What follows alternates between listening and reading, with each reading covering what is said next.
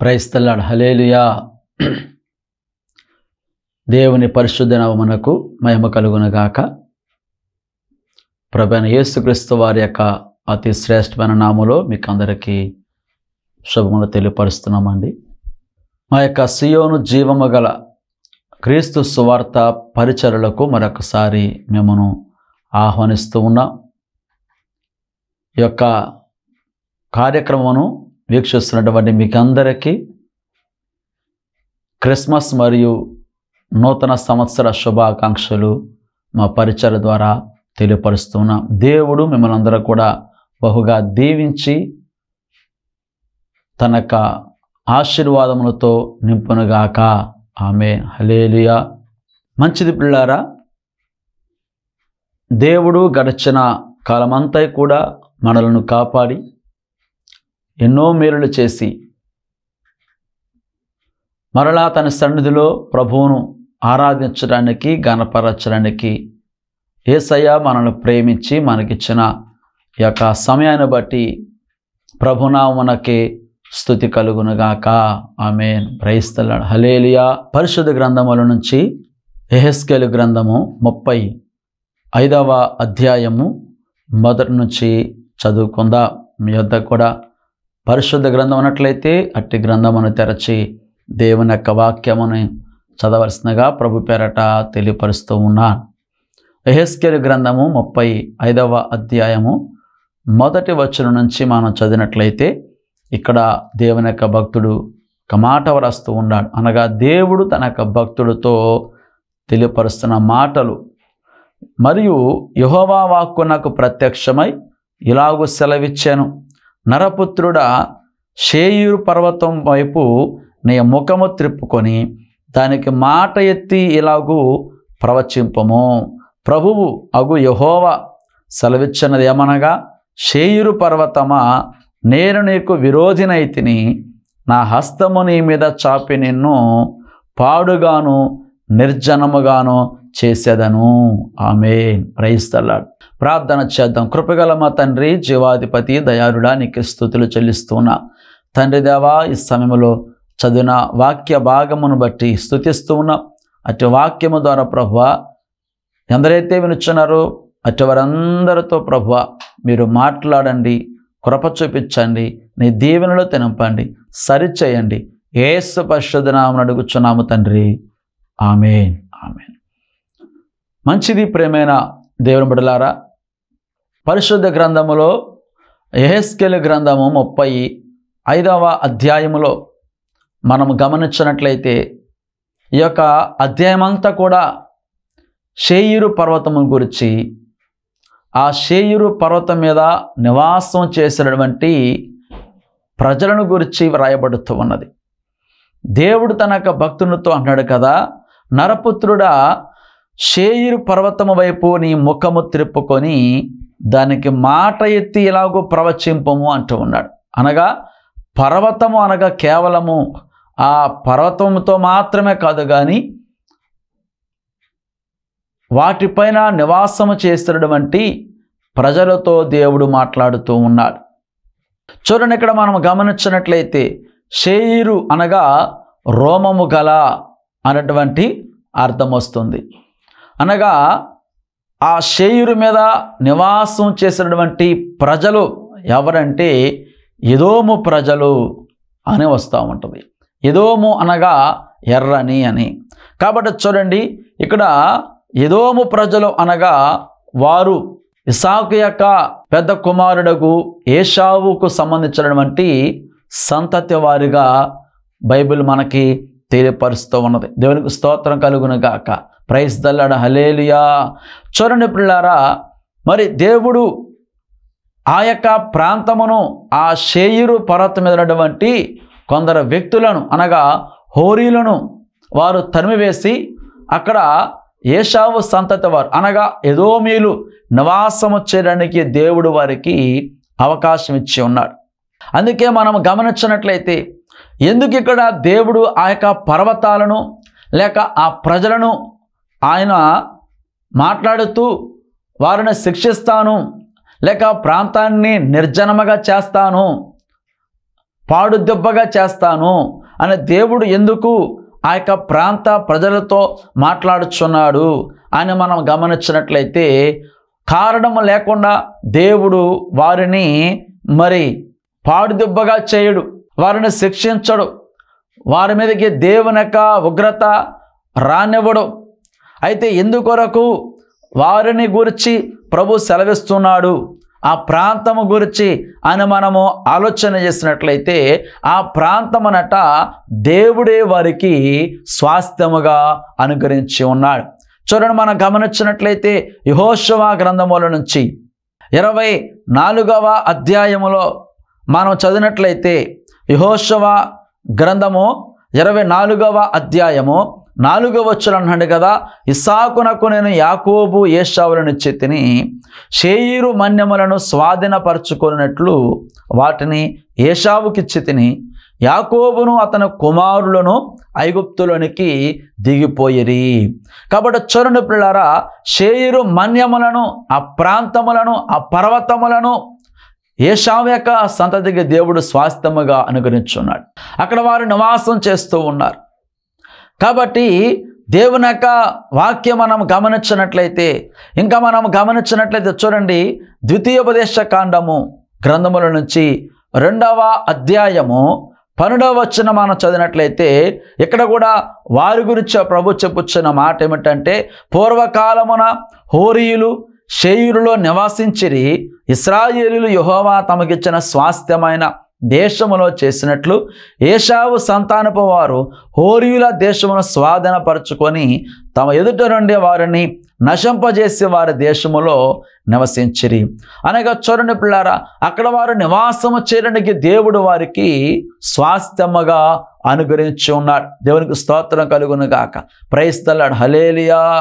కాబట్టి చూడండి, ఇక్కడ ఇంకా మనం గమనించినట్లయితే దేవుడు వారితో చెప్పుచున్న మాట ఏమిటంటే, ఇశ్రాయేలీయులు అనబడే యాకోబు సంతతి వారు ఐగుప్తు నుంచి ప్రయాణం చేస్తూ వస్తుంటుండగా దేవుడు ముందుగానే వారికి చెప్తున్నాడే కదా, ఏమనంటే, ఇదిగో మీరు ఆ ఎదోమీయుల వద్దకు వెళ్ళవద్దు, వారి యొక్క సరిహద్దులో మీరు ప్రయాణం చేయవద్దు, మీరు అక్కడ అడుగు పెట్టవద్దు, వారి ప్రాంతములలో ఒక భాగమును లేక ఒక అడుగును కూడా మీకు ఇవ్వనని దేవుడు స్పష్టముగా తెలియపరుస్తూ ఉన్నాడు. దేవునికి స్తోత్రం కలుగును గాక.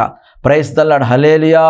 కాబట్టి చూడండి, ఇక్కడ పరిశుద్ధ గ్రంథములో మనము గమనించినట్లయితే ఆయన చెప్పిన ప్రకారముగా వారు వెలుచు ఉన్నారు. కానీ ఇక్కడ దేవుడు ఆ యొక్క ప్రాంతమును ఎందుకు ఆయన నాశనం చేస్తానంటూ ఉన్నాడు అని మనము ఆలోచన చేసినట్లయితే, దేవుడు వారికి శేయీరునిచ్చున్నాడు. అంత మాత్రమే కాదు, మరలా తిరిగి దాన్ని పాడు చేస్తానని చెప్తా ఉన్నాడు దేవుడే. కారణం ఏమిటంటే, ఆ ప్రాంతము గుండా ఇశ్రాయేలీయులు ప్రయాణం చేస్తున్నప్పుడు వారిని ఆ ప్రాంతము గుండా వారు వెళ్ళనివ్వలేదు. కాబట్టి ఆ ప్రాంతం మీద దేవుడు తన యొక్క ఉపదేశమును ప్రకటిస్తూ ఉన్నాడు, తన యొక్క ఉగ్రతను ప్రకటిస్తూ ఉన్నాడు. దేవునికి స్తోత్రం కలుగును గాక. అంత మాత్రమే కాదు, చూడండి, పరిశుద్ధ గ్రంథములో మనం గమనించినట్లయితే యెషయా గ్రంథముల నుంచి 34వ అధ్యాయము 5వ వచనం మొదలుకొని 14వ వచనం వరకు మనం చదివినట్లయితే, దేవుడు వారిని ఏ విధముగా శిక్షిస్తూ ఉంటాడో తన యొక్క శిక్షను గురించి ముందుగానే ఆయన తెలియపరుస్తూ ఉన్నాడు. దేవునికి స్తోత్రం కలుగును గాక. చూడండి, యెషయా గ్రంథముల నుంచి 34వ అధ్యాయము 5వ వచనం మొదలుకొని 14వ వచనం వరకు మనం చదివినట్లయితే అన్నాడు కదా, నిజముగా ఆకాశమందున ఖడ్గము మత్తిలును, ఎదోము మీద తీర్పు తీర్చుటకు, నేను శపించిన జనం మీద తీర్పు తీర్చుటకు అది దిగును అంటూ ఉన్నాడు. కాబట్టి అనేక విధములుగా ఇదిగో వారిని శిక్షిస్తానని చెప్పి ప్రభు సెలవిస్తూ ఉన్నాడు. యెషయా ప్రవచిస్తూ ఉన్నాడు, యెహెజ్కేలు ప్రవచిస్తూ ఉన్నాడు. అంత మాత్రమే కాదు, ఓబద్యా ప్రవచిస్తూ ఉన్నాడు. మలాకి సైతం కూడా వారి గురించి ప్రవచిస్తూ వారిని శిక్షిస్తాను, వారి మీద దేవుని యొక్క ఉగ్రత దిగి వస్తుంది అని దేవుడు అనేక విధములుగా మరి ఆ యొక్క పాత నిబంధన గ్రంథములో ప్రభు తెలియపరుస్తూ ఉన్నాడు. దేవునికి స్తోత్రం కలుగును గాక. కాబట్టి చూడండి, ఇక్కడ మనం గమనించినట్లయితే ఈ యొక్క శేయీరు పర్వతము లేక ప్రాంతము ఎక్కడ ఉన్నదంటే మృత సముద్రము, అదే విధముగా ఎర్ర సముద్రపు ఆ యొక్క భాగములో అకబా అనబడే ఆ ప్రాంతములో ఈ యొక్క పర్వతములు ఉంటూ ఉండేవి. కాబట్టి చూడండి, ఇక్కడ ఆ యొక్క ప్రాంతమును దేవుడు వారికి అనుగ్రహించి అక్కడ నివాసం చేయమని ప్రభువే చెప్పినట్లుగా దేవుని యొక్క వాక్యం మనకి తెలియపరుస్తూ ఉంది. దేవునికి స్తోత్రం కలుగును గాక. ప్రైజ్ ది లార్డ్, హల్లెలూయా. కాబట్టి చూడండి పిల్లారా, ఈ విధముగా దేవుడు వారికి స్వాస్థ్యముగా అనుగ్రహిస్తే ఆ అనుగ్రహించిన దేవుడే మరల తిరిగి ఆ ప్రాంతాన్ని ఎందుకు ఆయన శపిస్తూ ఉన్నాడు, ఎందుకు వారి మీద తన యొక్క ఉగ్రతను కురమరిస్తానని దేవుడు చెప్తా ఉన్నాడు. మనం గమనించినట్లయితే మరి యొక్క పాత్రమందున ఆ గ్రంథములో భక్తులు ప్రకటించినట్లుగానే, వారు ప్రవచించినట్లుగానే వారిని దేవుడు శిక్షించినట్లుగా దేవుని యొక్క వాక్యం మనకి తెలియపరుస్తూ ఉన్నాడు. చూడండి, పరిశుద్ధ గ్రంథములో మనం గమనించినట్లయితే మలాకీ గ్రంథము 1వ అధ్యాయముల నుంచి మొదటి 4 వచనాలు మనము చదివినట్లయితే ఇక్కడ దేవుని యొక్క వాక్యం తెలియపరుస్తుంది కదా. ఇశ్రాయేలును గురించి మలాకీ ద్వారా పలుకుబడిన యెహోవా వాక్కు. యెహోవా సెలవిచ్చినదేమనగా, నేను మీ ఎడల ప్రేమ చూపి ఉన్నాను, అయితే మీరు ఏ విషయమందు నీవు మా ఎడల ప్రేమ చూపితవందరు. ఏశావు యాకోబునకు అన్నకాడ, అయితే నేను యాకోబును ప్రేమించి తిని, ఇదే యెహోవా వాక్కు. ఏశావును ద్వేషించి అతని పర్వతములను పాడు చేసి అతని స్వాస్థ్యమును అరణ్యమందున్న నక్కల పాలు చేసి తిని. దేవునికి స్తోత్రం కలుగును గాక.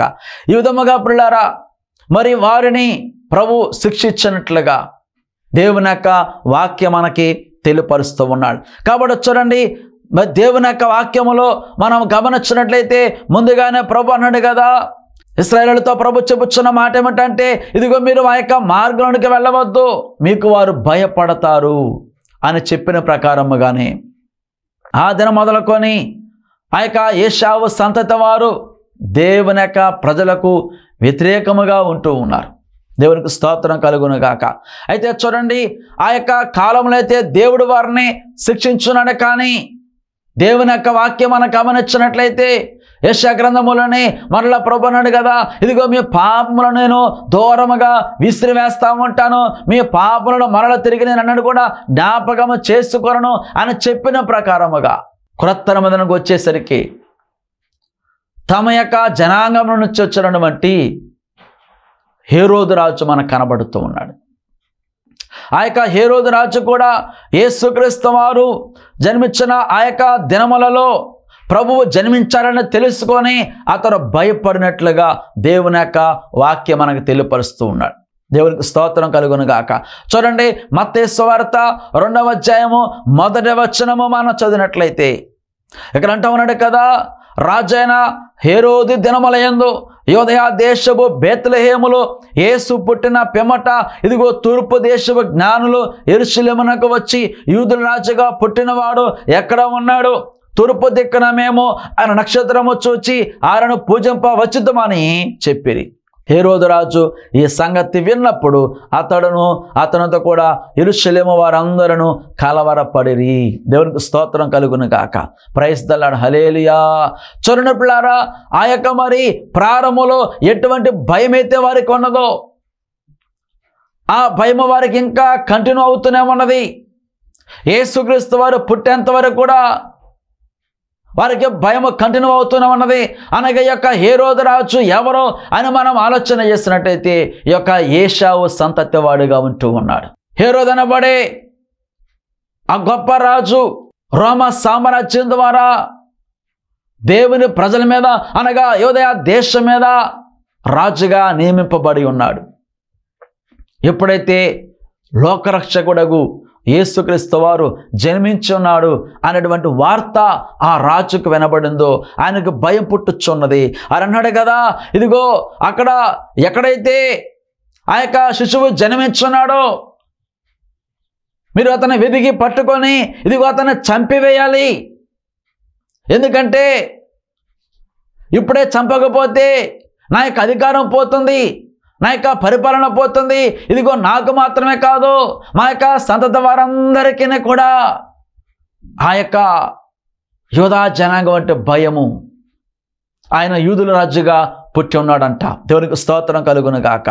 కాబట్టి చూడండి పిల్లారా, పరిశుద్ధ గ్రంథములో మనం గమనించినట్లయితే దేవుని యొక్క వాక్యం మనకు తెలియపరుస్తున్నాడు కదా. యేసుక్రీస్తు వారు ఆయన జననం గురించి వెళ్ళినప్పుడు ఈ యొక్క హేరోదు మహారాజు భయపడుతున్నాడు, కలవరపడుతూ ఉన్నాడు. దేవునికి స్తోత్రం కలుగును గాక. అందుకే ఇదిగో ఎక్కడైతే ఆ యొక్క శిశువు జన్మించినాడో ఆయన పట్టుకోరండి, ఇదిగో అతన్ని చంపివేయమని ఆయన ఆజ్ఞిస్తున్నట్లుగా దేవుని యొక్క వాక్యం మనకు తెలియపరుస్తున్నాడు. కాబట్టి చూడండి పిల్లారా, యేసుక్రీస్తు వారి యొక్క జననము కేవలము తన సొంత వారికి మాత్రమే కాదు, కానీ ఈ యొక్క సర్వ మానవాళికి కూడా ఎంతో గొప్ప సంతోషకరమైనటువంటి వార్త అని దేవుని యొక్క వాక్యం మనకు తెలియపరుస్తున్నాడు. కాబట్టి చూడండి, మనం గమనించినట్లయితే పరిశుద్ధ గ్రంథముల నుంచి మరి ఆ యొక్క పాత నిబంధనలో ఎవరినైతే దేవుడు శిక్షిస్తా ఉన్నాడో, ఎవరినైతే ప్రభువు వారి మీద ఉగ్రత కుమ్మరిస్తా ఉన్నాడో, ఇదిగో వారికి సైతము కూడా ఈ యొక్క సంతోషంలో పాల్పొందడానికి, ప్రభు యొక్క జననం ద్వారా రక్షించబడడానికి, ఆయన నమ్ముకోవడానికి, ఆయన సేవించడానికి, ఆయనను ఆరాధించడానికి, దేవుని యొక్క రాజ్యానికి వారసులు అవ్వడానికి వారికి సైతము కూడా యేసుక్రీస్తు వారు గొప్ప అవకాశం అనుగ్రహించున్నాడని దేవుని యొక్క వాక్యం ద్వారా తెలియపరచడానికి సంతోషిస్తూ ఉన్నాను. దేవునికి స్తోత్రం కలుగును గాక. కాబట్టి చూడండి, ఇక్కడ పరిశుద్ధ గ్రంథములో మనం గమనించినట్లయితే మార్కు సువార్తల నుంచి 3వ అధ్యాయము 8వ వచనములో మనం చదివినట్లయితే యేసుక్రీస్తు వారిని అనేక జన సమూహము వెంబడిస్తున్నట్లుగా మనం యొక్క భాగములో చదవచ్చు. మార్కు సువార్త 3వ అధ్యాయము 8వ వచనం అన్నాడు కదా, మరియు ఆయన ఇన్ని గొప్ప కార్యములు చేయుచున్నాడని విని జనులు యూదయ నుండియో, యెరూషలేము నుండియో, ఇదూమయ నుండియో, యొర్దాను అవతల నుండియో, తూరు సీదోను అనడే పట్టణ ప్రాంతముల నుండియో ఆయన యొద్దకు గుంపులు గుంపులుగా వచ్చిరి. జనులు గుంపులు కూడా చూచి వారు తనకు ఇరుకు కలిగింపకున్నట్లు చిన్న దోణి ఒకటి తనకు సిద్ధపరచంచులనని ఆయన తన శిష్యులతో చెప్పును. ఆయన అనేకులను స్వస్థపరచను గనుక రోగపీడితులైన వారందరూ ఆయనను ముట్టుకొనవలనని ఆయన మీద పడుచుండరి. దేవునికి స్తోత్రం కలుగును గాక. చూడండి పిల్లారా, ఇక్కడ మనం గమనించినట్లయితే యేసుక్రీస్తు వారిని అనుసరించినటువంటి ఆ ప్రజలలో ఎవరైతే ఉంటున్నారో యూదయ నుండి, యెరూషలేము నుండి, అట్లాగే ఇదూమయ నుండి అంటూ ఉన్నాడు. ఈ యొక్క ఇదూమయ అనగా వారిని మత్తయి ఇదూమయులు అని రాస్తూ ఉన్నాడు. ఈ యొక్క ఇదూమయులు అనబడే ప్రజలు ఎవరంటే, ఆ జాతి వారు ఎవరంటే ఎదోమీయులు అనబడే ఆ జాతిలో నుంచి వచ్చిన వారు. వారు పాత నిబంధన గ్రంథములో ఎదోమీయులుగా పిలువబడుచున్నారు, లేక షేయిరు ప్రాంత ప్రజలుగా పిలువబడుతున్నారు. కొత్త నిబంధనకు వచ్చేసరికి వారు పేరు మార్చబడుతుంది. గ్రీకుల వారిని ఇదూమేలను రాస్తూ ఉన్నారు. చూడండి, మరి ఇప్పుడు వారికి కూడా యేసు ప్రభు వారిని అనుసరించే భాగ్యము అనుగ్రహించబడింది. వారు కూడా ప్రభువును వెంబడించున్నారు, వారు కూడా ప్రభు చేత స్వస్థపరచబడి ఉన్నారు. ఇదిగో మరి శారీరకమైన నుండి స్వస్థ మాత్రమే కాదు, ఆధ్యాత్మికమైన స్వస్థత అనగా వారు కూడా ప్రభువును నమ్ముకొని వారు కూడా ప్రభువును సేవిస్తూ అనగా రాజ్యానికి వారసులయ్యే గొప్ప భాగ్యము దేవుడు వారికి అనుగ్రహించాలని, అనగా వారి శిక్ష ముగించబడింది. ఇదిగో వారికి కూడా ప్రభు నమ్ముకున్న భాగ్యం దేవుడు అనుగ్రహించున్నాడు. కాబట్టి చూడండి పిల్లారా, అటువంటి ఆ యొక్క దేవుని యొక్క ఉగ్రతకు పాత్రలకు వారే ప్రభువును నమ్ముకొని ఆయన సేవించడానికి గొప్ప ధన్యత అనుగ్రహించబడినప్పుడు ఈ యొక్క మరి దినములలో, ఈ యొక్క కృపా కాలములో, ఇదిగో యొక్క దినములలో యేసుక్రీస్తు నమ్ముకోవడానికి మనకి ఏది ఆటంకము కాదు. కానీ ఇదిగో మరి ప్రతి ఒక్కరు కూడా ప్రతి జాతుల నుంచి, ప్రతి మతముల నుంచి, ప్రతి ప్రాంతముల నుంచి, ప్రతి భాషల నుంచి అందరూ కూడా యేసుక్రీస్తు వారిని నమ్ముకునే భాగ్యం యేసయ్య అనుగ్రహించారు. దేవునికి స్తోత్రం కలుగును గాక. ప్రైజ్ ద లార్డ్, హల్లెలూయా.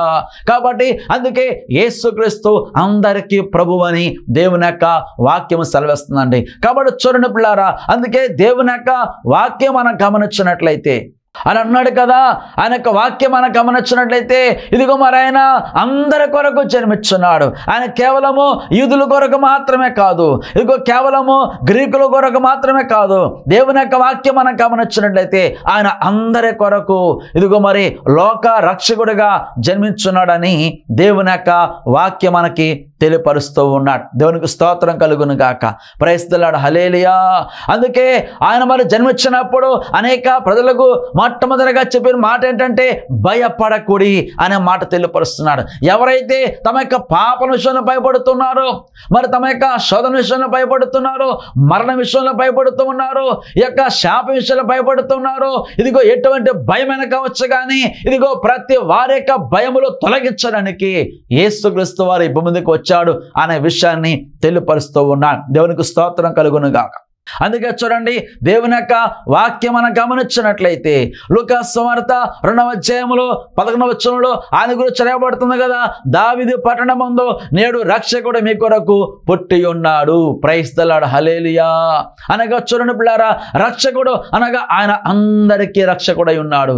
ఆయన లోక రక్షకుడుగా ఉంటూ ఉన్నాడు. మరొక భాగములో మత్తయి రాస్తున్నాడు కదా, ఇదిగో లోక రక్షకుడు మన కొరకు జన్మించి ఉన్నాడు. దేవునికి స్తోత్రం కలుగును గాక. Praise the lord. హల్లెలూయా. కాబట్టి చూడండి పిల్లారా, మరి ఎవరైతే దేవుని యొక్క శిక్షకు పాత్రులుగా ఉన్నారో వారికి సైతము కూడా యేసుని నమ్ముకునే భాగ్యం అనుగ్రహించున్నాడు. కాబట్టి సందర్భంలో మరి నీవు ఏ స్థితిలో ఉన్నావో, నువ్వు ఏ పరిస్థితుల్లో ఉన్నావో, నీ యొక్క మరి మతము కావచ్చు, భాష కావచ్చు, ప్రాంతము కావచ్చు, ఏది కూడా అడ్డంకము కాదు. ప్రతి వారికి కూడా ఆయన నమ్ముకొని ఆయనను ఆరాధించే గొప్ప భాగ్యం ప్రభు అనుగ్రహించాడు. అందుకే ప్రభువారు మరి ఈ యొక్క భూమి మీదకి వచ్చినప్పుడు ఆయనను మొట్టమొదటిగా మరి దర్శించింది, ఆయన దగ్గర వచ్చి ఆయనను పూజించింది, ఆయన ఆరాధించింది ఎవరంటే మరి జ్ఞానులు. అదే విధముగా మరి గొల్లలో అనేకులు వచ్చి మరి ప్రాముఖ్యముగా జ్ఞానులైన వారు వచ్చి ప్రభువును ఆరాధించినట్లుగా దేవుని యొక్క వాక్యం మనకు తెలియపరుస్తున్నాడు. దేవునికి స్తోత్రం కలుగును గాక. Praise the lord. హల్లెలూయా. కాబట్టి చూడండి పిల్లారా, అటువంటి గొప్ప జ్ఞానులే ప్రభువును అనుసరిస్తున్నప్పుడు మరి నీ యొక్క జ్ఞానం ఏ పాటిది, నీ యొక్క తెలివి ఏ పాటిది, నీ యొక్క విద్య, నీ పరిస్థితి ఏ పాటిది. ఇదిగో ఈ లోకములో ఎంత గొప్ప గనులైనా, జ్ఞానులైనా, సామంతులైనా, ఎంత గొప్ప ధనికులైనా ప్రతి వారికి కూడా యేసుక్రీస్తు వారు అందరికీ ప్రభువు, అందరికీ రక్షణను గ్రహించడానికి, అందరినీ పరలోక రాజ్యం తీసుకుని వెళ్ళడానికి, అందరికీ భయము తీసివేయడానికి, అందరికీ స్వార్థను ప్రకటించడానికి, అందరికీ ఇదిగో గొప్ప ఆశీర్వాదం కలుగు చేయడానికి యేసుక్రీస్తు వారు ఈ భూమికి వచ్చున్నాడు. ఆయన మరి పరిశుద్ధుడుగాను కన్యకైన మరియ గర్భము ద్వారా పరిశుద్ధాత్మ ద్వారా మాత్రమే ఈ భూమికి వచ్చున్నాడని దేవుని యొక్క లేఖనం మనకి తెలియపరుస్తుంది. ఎంతో గొప్ప శుభ పరిణామాన్ని సందర్భంలో తెలియపరుస్తూ ఉన్నాను. దేవునికి స్తోత్రం కలుగును గాక. కాబట్టి చూడండి పిల్లారు, అక్కడ మనం గమనించినట్లయితే మన శరీర విషయంలో, అట్లాగే ఎదోమీయుల విషయంలో మనం గమనించినట్లయితే ఎందుకు వారు దేవుని యొక్క ఉగ్రతకు పాత్రులు అయ్యారు అని మనం ఆలోచన చేసినట్లయితే మొట్టమొదటిగా ఇశ్రాయేలులైన వారు తమ దేశం గురించి ప్రయాణం చేస్తూ ఉంటుంటే వారిని అడ్డుకొని ఉన్నారు. అనగా తన ప్రజలను అడ్డుకొనినందుకు దేవుడు వారి మీద కోపపడుతూ ఉన్నాడు, వారి మీద ఉగ్రతను కురమరిస్తూ ఉన్నాడు. అనగా చూడండి, దేవుని యొక్క బడలైన వారిని మనం ప్రేమించాలి, వారికి సహకరిస్తూ ఉండాలి, వారిని ఆదరిస్తూ ఉండాలి, వారిని బలపరుస్తూ ఉండాలి, వారిని ప్రేమిస్తూ ఉండాలి. దేవునికి బిడ్డలైన వారిని మనం ద్వేషించనే కూడదు, ఇదిగో దూషించనే కూడదు. ఇదిగో వారి కొరకు మనం ప్రార్థన చేయాలని, ఇదిగో అనేకులు మనం ప్రేమించాలని. ఎందుకనగా ఈ లోకములో ప్రతి వారు కూడా దేవుని యొక్క బిడ్డలే అనేక సత్యాన్ని మనము గ్రహించవలసిన వారమై ఉన్నాం. దేవునికి స్తోత్రం కలుగును గాక. అట్లాగే మనం గమనించినట్లయితే ఎందుకు వారు దేవుని యొక్క ప్రజలను అనగా ఇశ్రాయేలులను వారు తమ యొక్క ప్రాంతాల నుంచి వెళ్ళనివ్వలేదంటే వారికి ఉద్దేశం ఏంటంటే, ఇదిగో ఒకప్పుడు యాకోబు అనబడే మా పితరుని యొక్క సహోదరుడు మా పితరుని మోసగించున్నాడు అనుకున్నారు. అనగా ఏ విషయం అంటే, యాకోబు వంట చేస్తున్నప్పుడు ఆయన కలగొర వండుచున్నప్పుడు యేషావు అన్నాడు కదా, ఇదిగో మరి నాకు ఆకలిగా ఉన్నది, ఆహారం పెట్టమన్నప్పుడు మరి నాకు నీ యొక్క జ్యేష్ఠత్వాన్ని ఇస్తామంటే నువ్వు తీసేసుకో అని చెప్పి ఉన్నాడు యేషావు. కాబట్టి చూడండి, తన యొక్క ఆకలిని బట్టి ఆ ఒక్క పూట ఆయన ఉండలేక తన జ్యేష్ఠత్వాన్ని ఆయన నిర్లక్ష్యం చేసి ఏదో అనుకొని తీసేసుకొని చెప్పి ఉన్నాడు. ఆయన చెప్పిన ప్రకారముగానే ఇదిగో మరి యాకోబు అయితే తన జ్యేష్ఠత్వం పొందుకున్నాడు, ఆయన ఆశీర్వదించబడి ఉన్నాడు. దేవునికి స్తోత్రం కలుగును గాక. దీని అంతటి గల కారణం ఏంటంటే ఆయన వాక్యం సరస్తుంది కదా, హెబ్రీ పత్రిక 12వ అధ్యాయము 16వ వచనము మనం చదివినట్లయితే అన్నాడు కదా, అక్కడ భక్తుడు రాస్తున్నాడు కదా, ఇదిగో ఒక్క పూట కూటి కొరకు తన యొక్క జ్యేష్ఠత్వాన్ని అమివేసడం వంటి ఏషా వంటి భ్రష్టుడు లేక భ్రష్టత్వం మీలో ఉన్నదేమో సరిచూచుకొనుడని దేవుని యొక్క వాక్యం మనకి తెలియపరుస్తున్నాడు. కాబట్టి చూడండి, ఆ ఒక్క చిన్న మరి నేరాన్ని బట్టి లేక ఆ నిర్లక్ష్యాన్ని బట్టి ఆ పాపాన్ని బట్టి తనకు మాత్రమే కాదు, తన కుటుంబానికి మాత్రమే కాదు, తన తర్వాత వచ్చినటువంటి తన సంతతి వారందరి మీద కూడా దేవుని యొక్క ఉగ్రత దిగి వచ్చింది, దేవుని యొక్క శాపం దిగి వచ్చింది పిల్లారా. అయినప్పటికీ కూడా ఇప్పుడు క్రొత్త నిబంధన కాలంలో యేసుక్రీస్తు యొక్క జననం ద్వారా వారి యొక్క శాపాన్ని వారి పాపాన్ని రూపమాపిన దేవుడు మన యొక్క పాపాలను మన శాపాలను మరి పూర్వం నుంచి ఎంతమంది ఆ పూర్వం నుంచి పాపాలు ఏలుబడి చేస్తూ ఉన్నాయో, శాపం ఏలుబడి చేస్తూ ఉందో అవన్నీ తీసివేయడానికి యేసుక్రీస్తు వారి భూమి మీదకి వచ్చున్నాడు. ఆయన నమ్ముకోవడం వలన ఇదిగో మరి తనకు గొప్ప ఆశీర్వాదము మనం పొందుకుంటూ ఉంటాం, దేవుని యొక్క రాజ్యానికి వారసం అవుతుంటాం. దేవుని కృప మనకు తోడుగా ఉండి మనకు భయం లేకుండా ధైర్యముతో ప్రభు మనందరూ కూడా నడిపించడానికి, ఆయనకు కుమారులనిగా స్వీకరించడానికి, ఆయన నమ్ముకొని ఆయనను ఆరాధన చేయడానికి, ఆయన యొక్క రాజ్యానికి వారసులు అవ్వడానికి యేసుక్రీస్తు వారు మన కొరకు ఈ భూమి మీదకి వచ్చున్నాడని ఈ సందర్భంలో దేవుని యొక్క వాక్యం ద్వారా తెలియపరుస్తున్నాను. ఇంకా ఎవరైతే ప్రభువుని విశ్వాసం ఉంచలేకపోతున్నారో, ఆయన నమ్మలేకపోతున్నారు, ఆయన సేవించలేకపోతున్నారు, ఇదిగో ప్రభు యొద్దకు వచ్చినట్టయితే నీ మీద ఉన్నటువంటి యొక్క పాపం శాపలన్నీ కూడా అవి కొట్టివేయబడతాయి అని ఈ సందర్భంలో దేవుని యొక్క వాక్యం ద్వారా తెలియపరుస్తున్నాను. ఆ శాపాన్ని తీసివేయడానికి, ఆ పాపాన్ని తీసివేయడానికి ఇదిగో యేసుక్రీస్తు వారు ఆయన మరి మనుష్య కుమారుడిగా ఈ భూమి మీదకి వచ్చున్నాడు. దేవునికి స్తోత్రం కలుగును గాక. ఆయన నమ్ముకునటం వలన మన యొక్క పాప శాపములు తొలగించబడతా ఉంటాయి, దేవుని గొప్ప ఆశీర్వాదం పొందుకుంటాం, దేవుని రాజ్యానికి వారసులం అవుదాం. దేవుడి యొక్క మాటలు దీవించి వర్ధల చేయనుగాక. ఆమేన్. ప్రభు తన యొక్క గొప్ప ఆశీర్వాదములతో మనందరినీ కూడా నింపునుగాక. ఆమేన్. ప్రార్థన.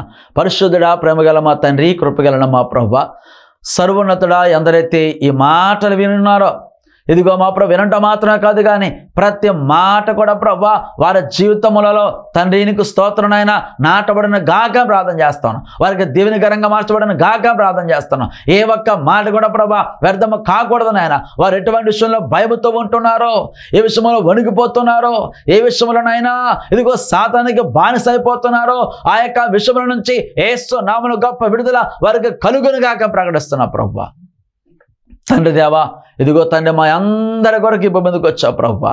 నీ గొప్ప కృపలతో వారు నింపండి, ప్రతి వారిని కూడా ధైర్యపరచి బలపరచి ఆశీర్వదించండి, వ్యాధిగ్రస్తులను స్వస్థపరచండి ప్రభు.